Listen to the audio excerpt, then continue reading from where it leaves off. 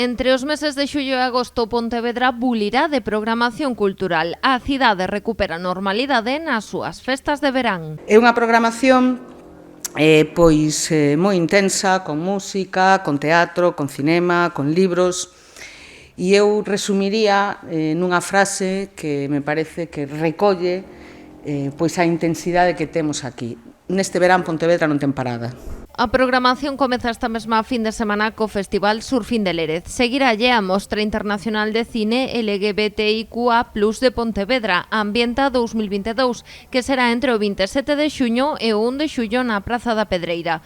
Ademais, citas como o ciclo Música de Bandas, a Romaría de San Bieito ou o Festival Internacional de Jazz recuperan o seu formato habitual. Durante o ano 2020 e 2021, o Concello de Pontevedra explorou distintos tipos de formatos para que pudese continuar a actividade, e as bandas de músicas non podían tocar xuntas, entón facíase formatos de pequenos grupos da banda. Este verán poden volver as bandas a tocar xuntas e podemos disfrutar delas novamente. Volve a Romería de San Bieito, coa mexilloada e co clásica Romería de San Bieito. Este ano consolídanse tamén algunhas citas que naceron durante a pandemia e que o Concello decidiu manter. Iniciativas que naceron nestes anos agora síguense mantendo, pero con moitísima máis forza, porque vai poder haber máis público e porque vai haber máis contacto.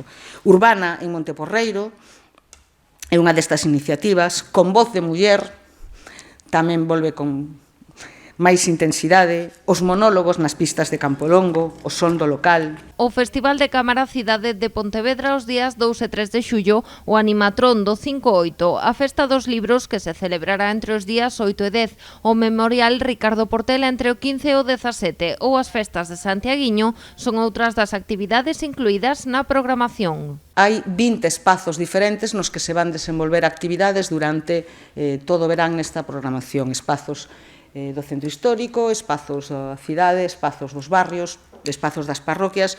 O Festixeve, os ciclos